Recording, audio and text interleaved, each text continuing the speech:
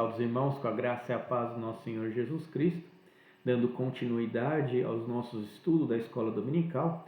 Hoje nós falaremos a respeito do profeta Jeremias, um profeta cheio de emoções ali, bem cheio de emoções nos seus escritos, e eu espero que você venha a gostar de Jeremias assim como eu gosto, como eu admiro este profeta todas as vezes que eu paro para meditar na sua palavra, para meditar nos seus escritos e ver a profundidade do amor que ele tem em anunciar a palavra de Deus. Vamos ver um pouquinho a respeito disso. Então, nós estamos no panorama do Antigo Testamento 2. Nós já vimos essas 8 aulas, hoje nós estamos na 9ª aula, falando sobre Jeremias. Existem mais 4 aulas aí para concluirmos o nosso currículo a respeito do panorama do Antigo Testamento. Aula 9, Jeremias, introdução. A história de Jeremias é uma história de coragem, fidelidade e devoção. Desafiando a imagem popular do profeta como um demagogo mau e ríspido, o coração de Jeremias partiu de tristeza enquanto entregava a mensagem de juízo de Deus. Ele foi chamado por Deus e foi mal interpretado pelo seu povo.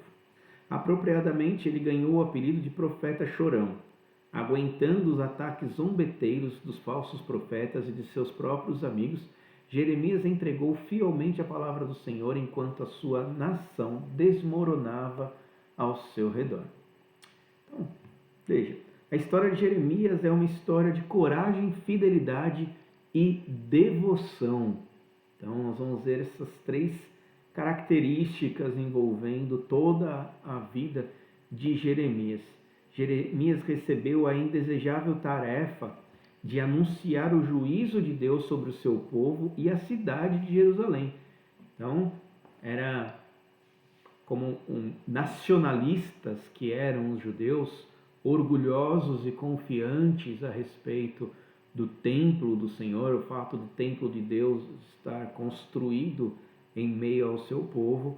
Eles eram orgulhosos e acreditavam que nunca Deus iria abandonar, que eles sempre sairiam vitoriosos.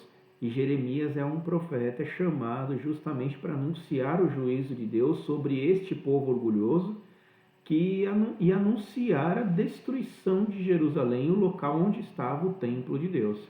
Então veja aí como precisa, de coragem, de fidelidade para encarar um povo orgulhoso como era o povo judeu, e a devoção a Deus para fazer tudo isso. O apelido de Jeremias era o profeta chorão.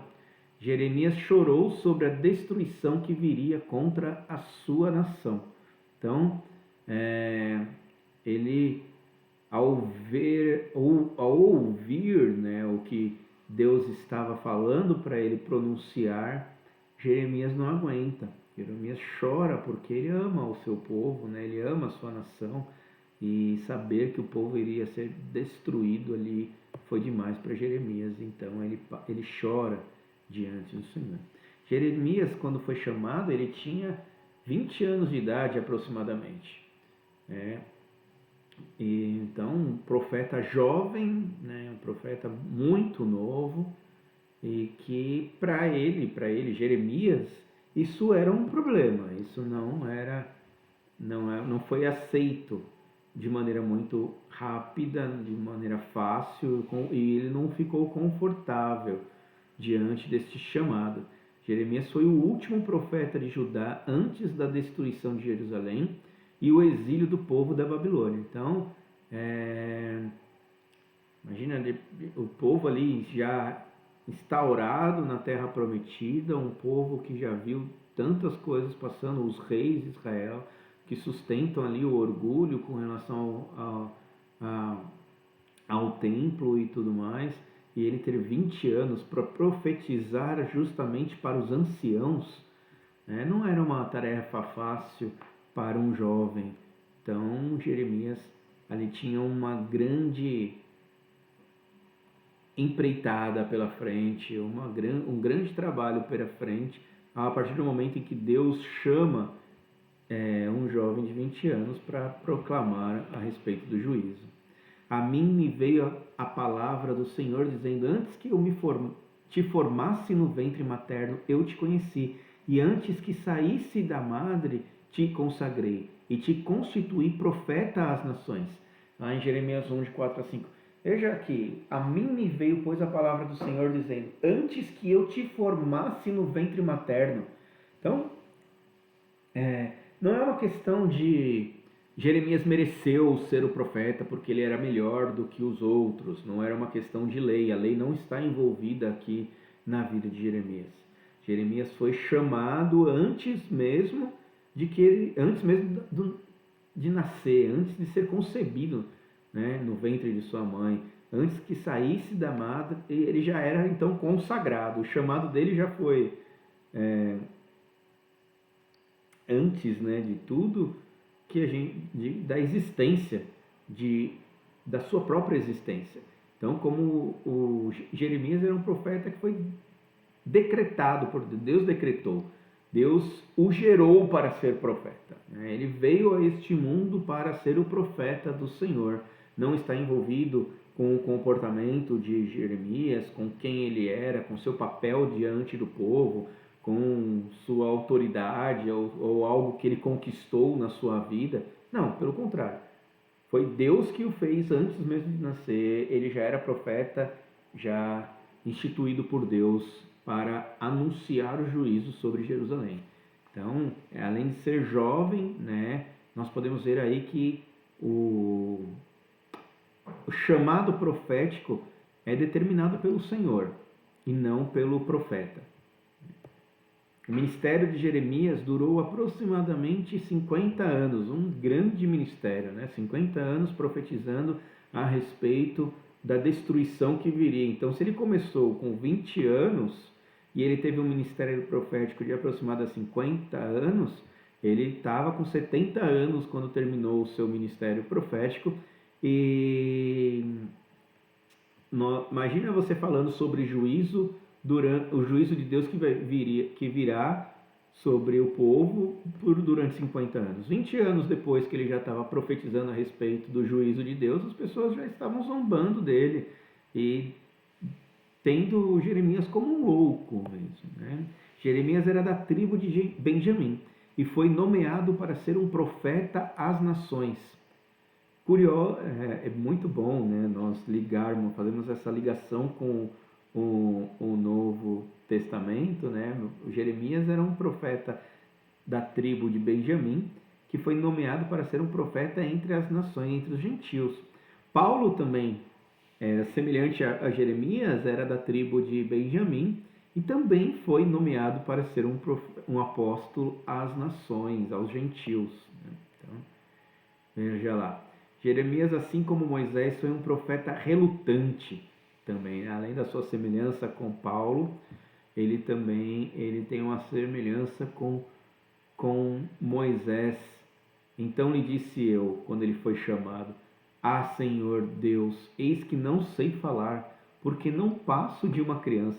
Veja, para Jeremias isso era um problema. A sua tenra idade, né, 20 anos para ele, diante dos anciãos que estavam no templo, para ele isso era um chamado assim muito difícil. Ele não sabia falar exatamente diante do conhecimento e da intelectualidade daqueles que estavam no templo. Ele era tido como uma criança diante desses homens. E para Jeremias isso era um problema.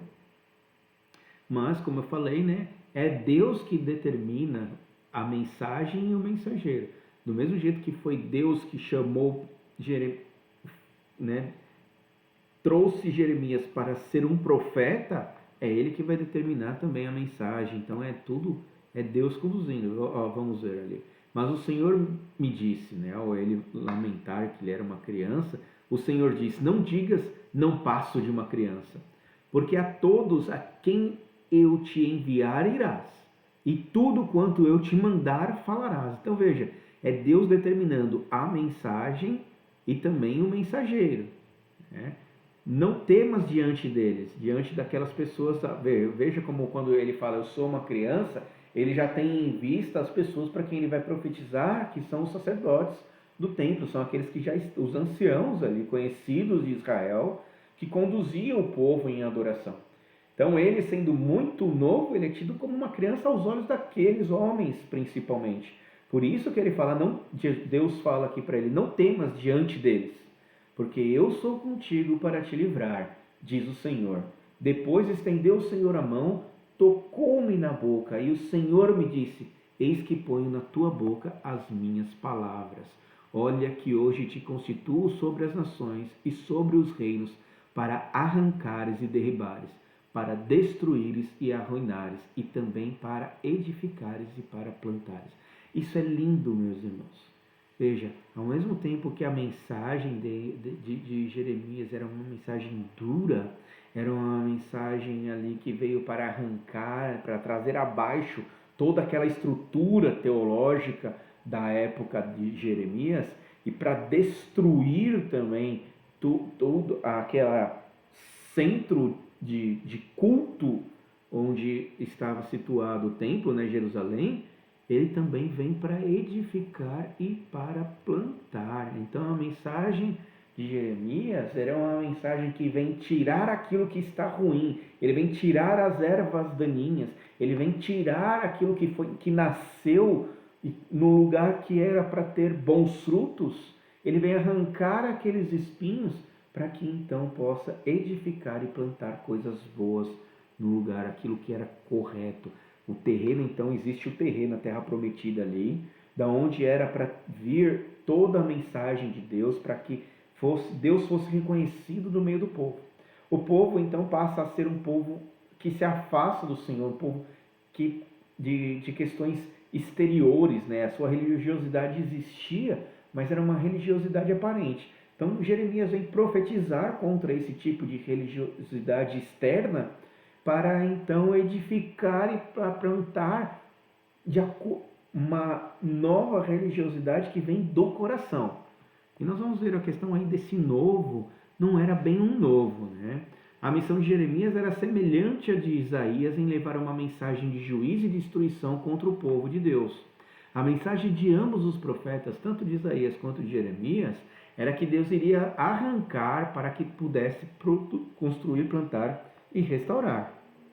Jeremias foi chamado particularmente para o corpo religioso, sacerdotal de seus dias, mais do que para a corte real. Então, não era Isaías e tinha livre acesso ali à corte real. Ele entrou, quando nós estudamos Isaías ali, ele entrou diante de 4 reis e profetizou para esses reis.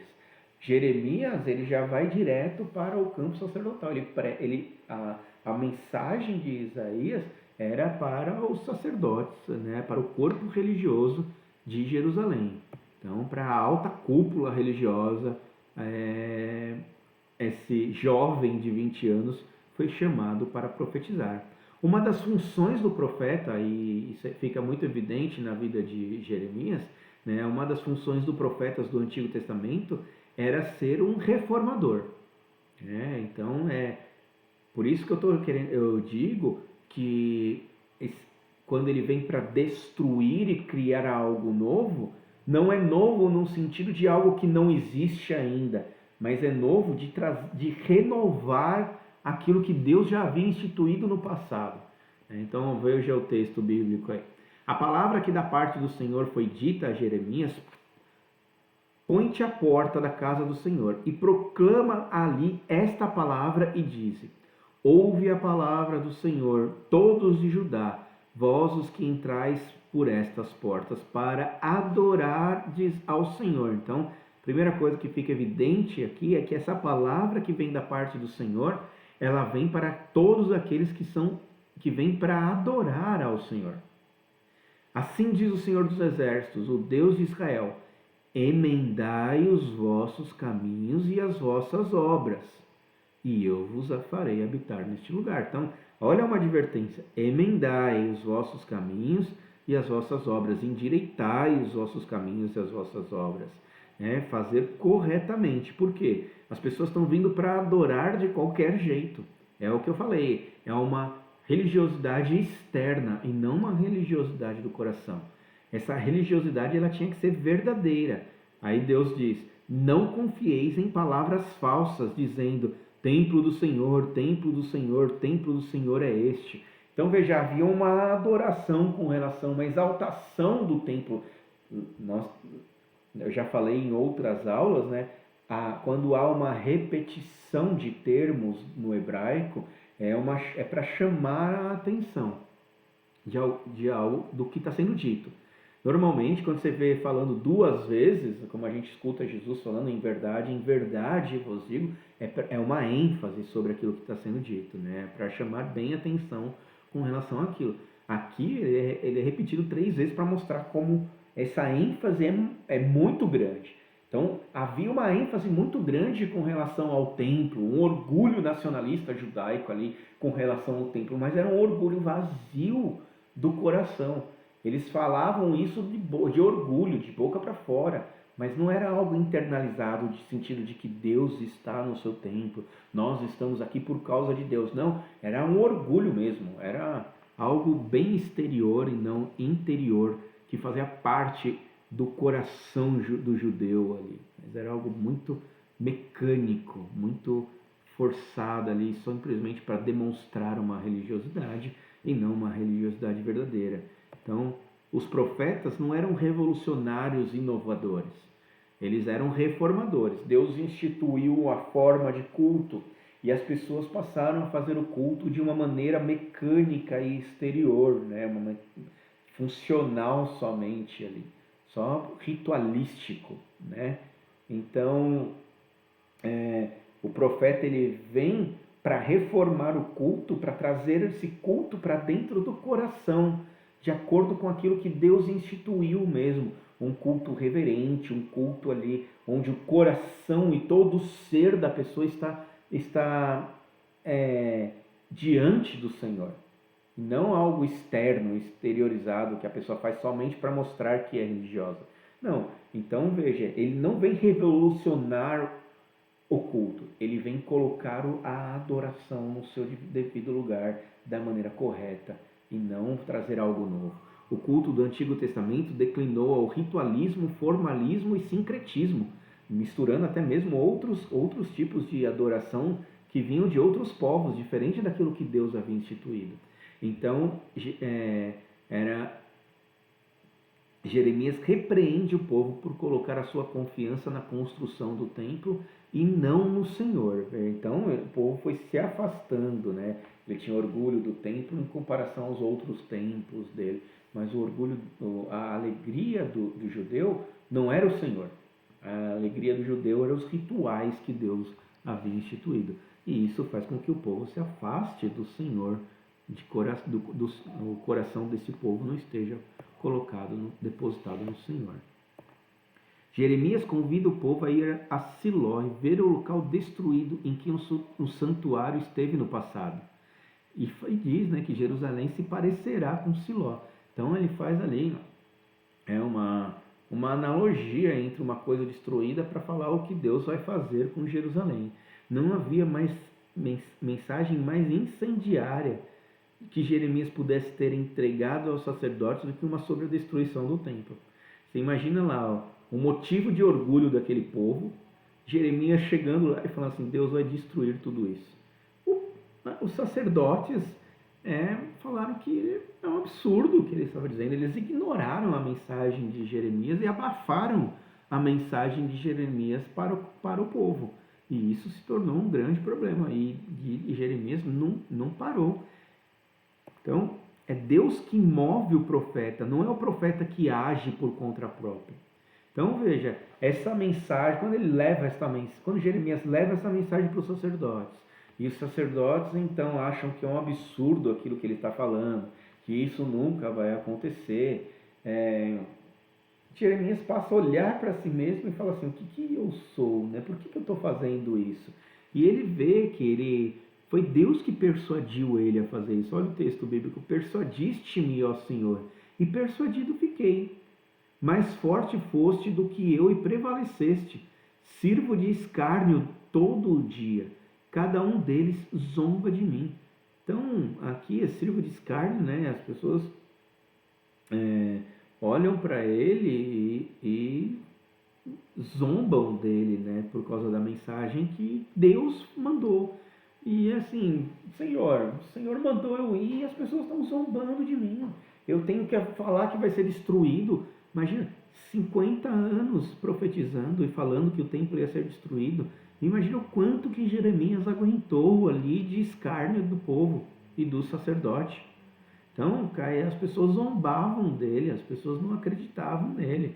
E ele foi fazer o que Deus mandou. E ele se colocava diante do Senhor: Senhor, eu estou fazendo porque o Senhor mandou, o Senhor me persuadiu a fazer isso. E aquilo, né, foi passando o tempo e não acontecia. Então, às vezes, por causa das coisas não acontecerem, as pessoas acham então que vai ficar por isso mesmo. É o que a gente vê acontecer com o pecado.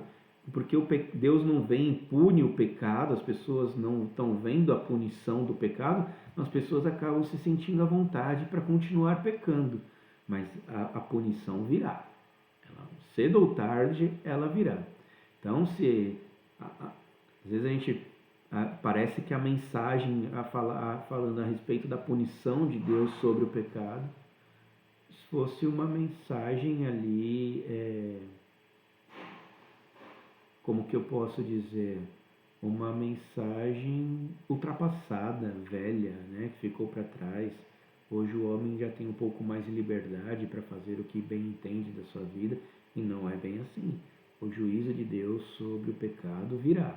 Então Jeremias profetizou 50 anos a respeito da queda, do juízo de Deus. E ele veio sobre o povo.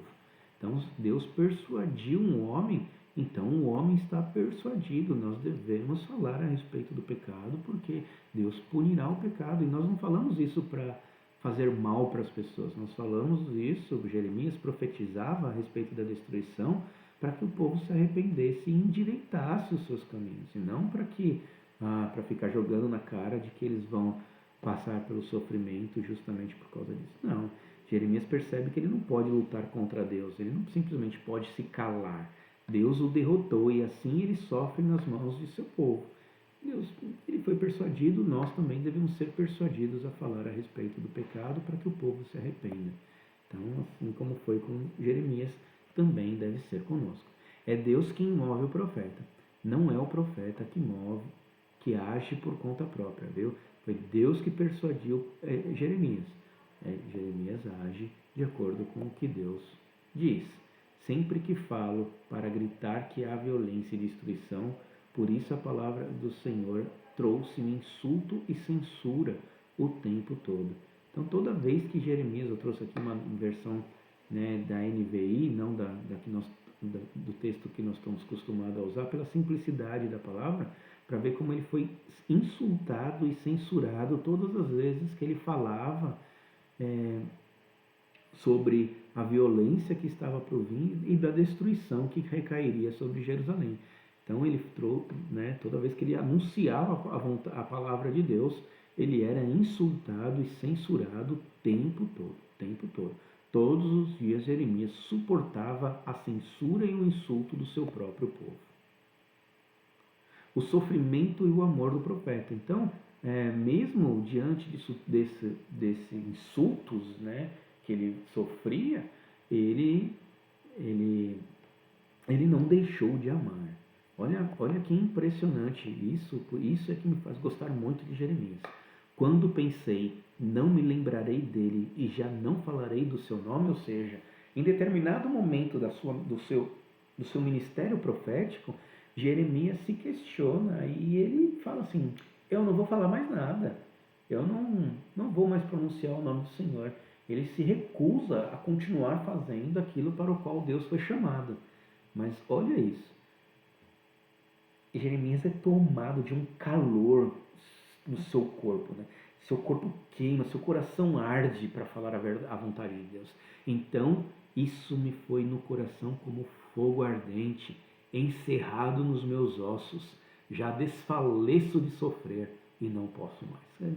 Jeremias não pode ficar calado. Esse é assim que nós devemos nos sentir com relação à palavra de Deus.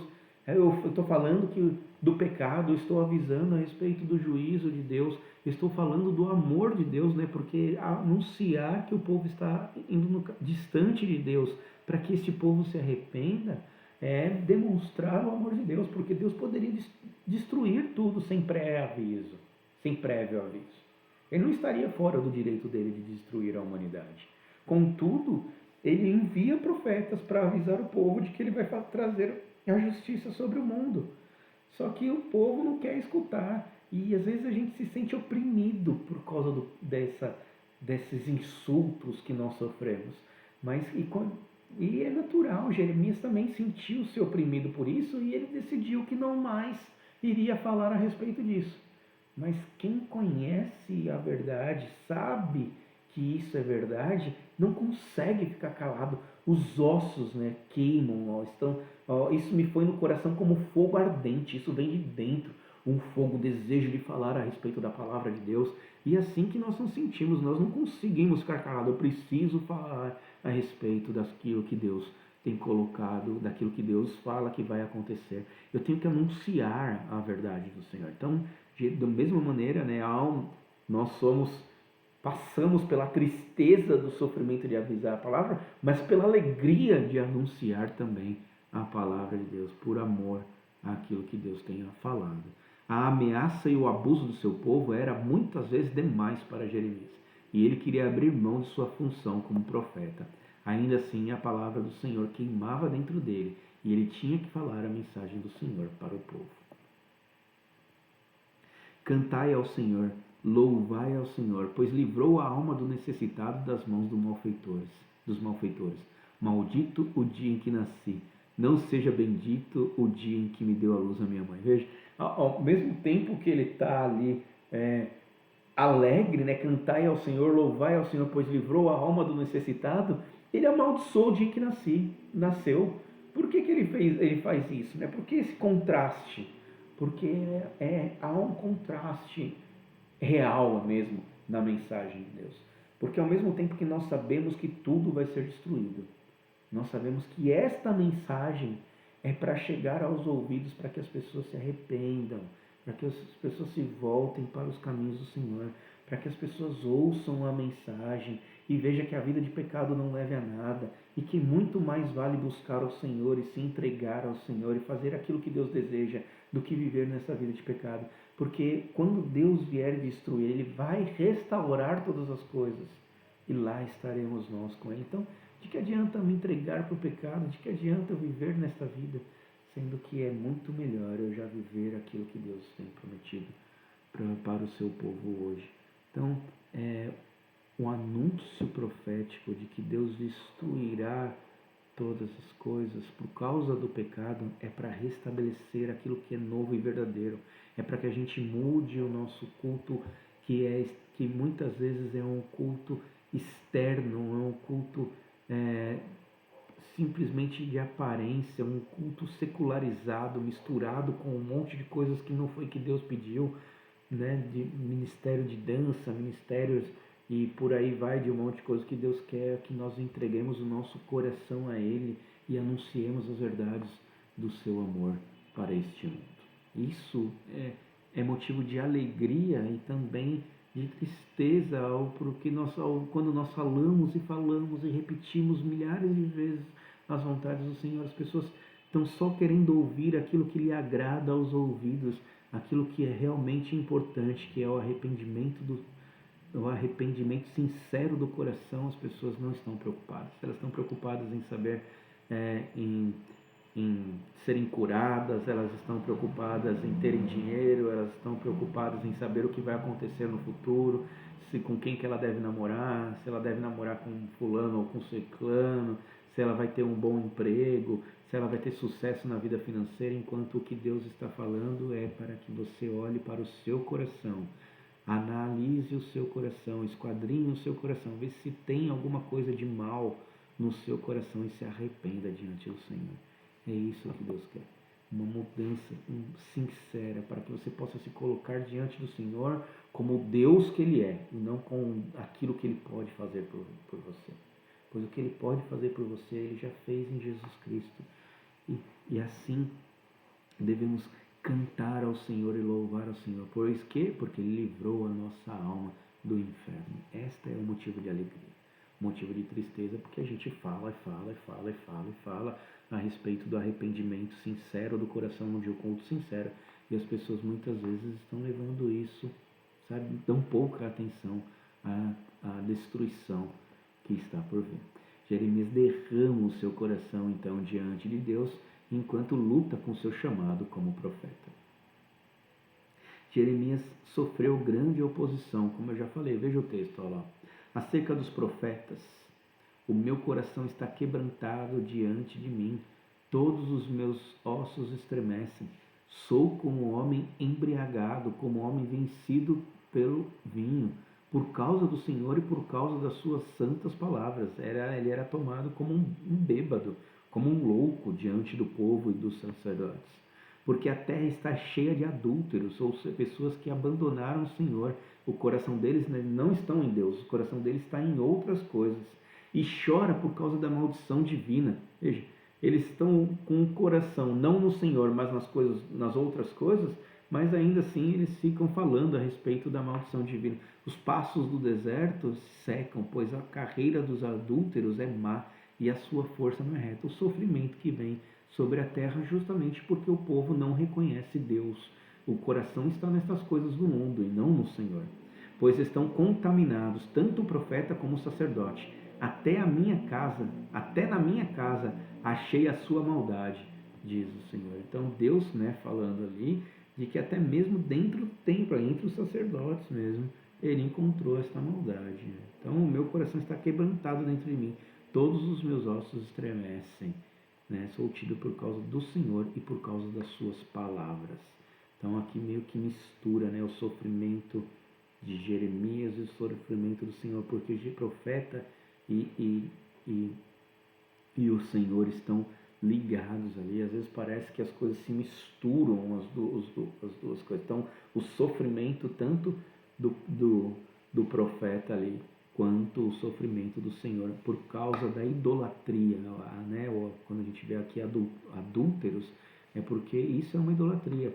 Eles estão ter o coração colocado em outras coisas que não Deus, é idolatria, e é justamente isso que muitas vezes acontece quando nós chegamos à presença do Senhor, como se Ele só estivesse ali para resolver os nossos problemas e sem levar em consideração que o meu coração pode estar mais nas coisas deste mundo, mais nos problemas do que na confiança do Senhor. Então aqui tem o sofrimento de Jeremias. Os falsos profetas impediam e se opunham à mensagem de Jeremias. Por quê? Porque os falsos profetas eram reconhecidos popularmente porque profetizavam de acordo com o coração do povo. Então, se o povo vai buscar o profeta porque ele quer saber se vai ser um ano bom para a colheita, o que o profeta fala? Não, vai ser um ano bom para a colheita. Se eles estão querendo saber a respeito do que é preciso para ganhar dinheiro, se eles vão ser vitoriosos, se nós vamos ter vitória e tudo mais, o que os profetas falavam? Não, vocês serão vitoriosos. E o que Jeremias estava falando? Não, vocês serão destruídos. Então veja, está destoado, esses falsos profetas estavam enganando, e as pessoas preferem, qual profeta que você acha que as pessoas iam preferir dar ouvidos? A Jeremias, que está lá sozinho falando da destruição, ou esses falsos profetas que estão profetizando de acordo com o coração do povo?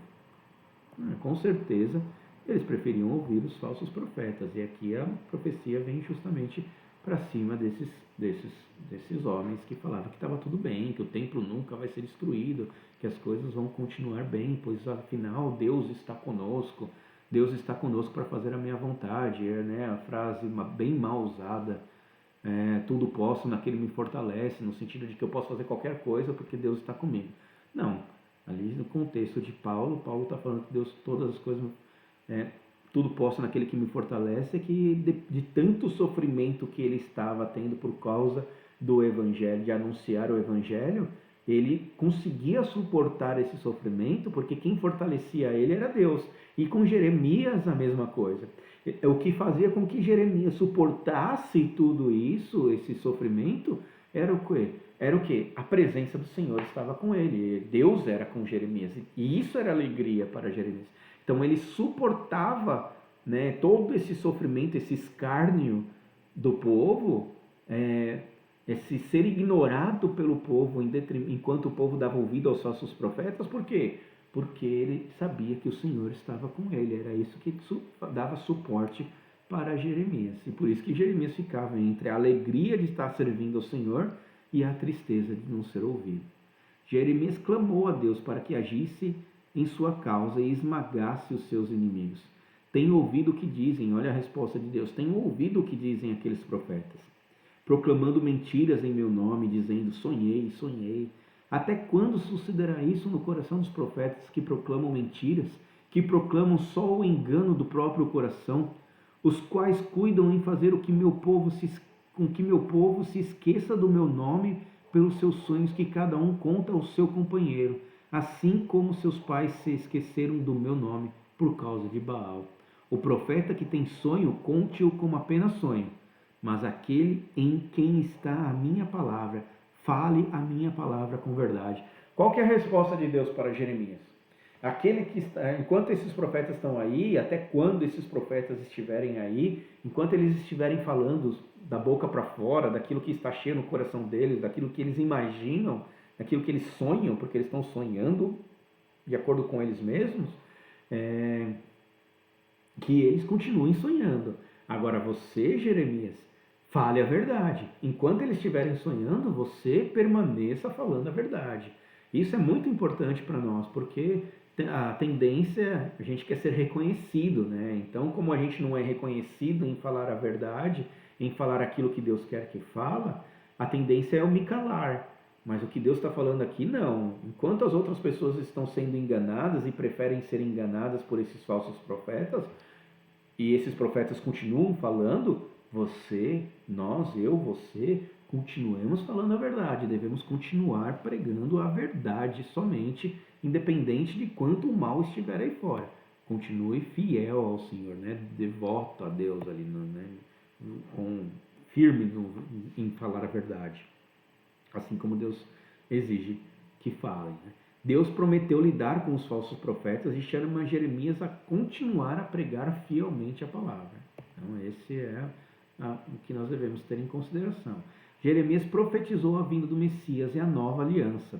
Eis que vem dias, diz o Senhor, em que levantarei a Davi um renovo justo, e rei que é, reinará, e agirá sabiamente, e executará o juízo e a justiça na terra.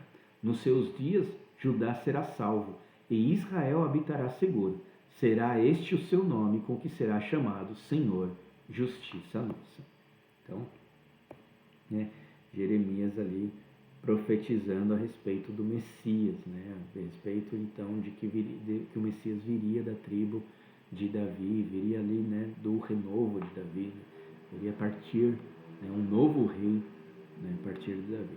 Jeremias profetizou a vinda do juízo, mas também a vinda da restauração. Ele comprou um campo para simbolizar a sua esperança e confiança de que o povo de Deus seria restaurado à terra após o exílio. Irmãos, isso é lindo. Enquanto Jeremias estava profetizando a destruição, a sua certeza de restauração do povo se caracteriza nisso. Quem é que compra um campo que será destruído e devastado? Somente aquele que confia no Senhor e sabe que todas as coisas serão restauradas. Então é um símbolo, né? Claro, essa compra de um campo, né, simboliza, né, a esperança e confiança de que ele tinha no Senhor. Então, mostrando que, apesar de toda a destruição, Jeremias tinha certeza a respeito da restauração. Então esse também deve ser o nosso coração. Apesar dessa certeza de que Deus virá e todas as coisas serão destruídas, nós temos certeza também de que todas as coisas serão restauradas, porque assim Cristo profetizou ao nosso coração. como Deus profetizou ao coração de Jeremias.